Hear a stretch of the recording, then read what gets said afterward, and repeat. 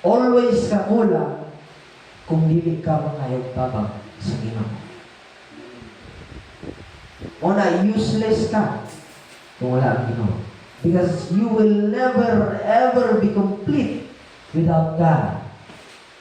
Because He is the one and only true vine. Siya o siya na Diyos. Wala laing gipadala ang mamahan riya sa kalibutan nga niagi sa what? In the flesh. So, niabot si Jesus diri sa kalibutan in the flesh.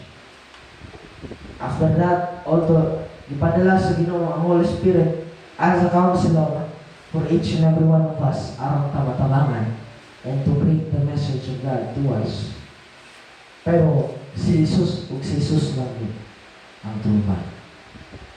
But they are one, three divine person, but there is only one God.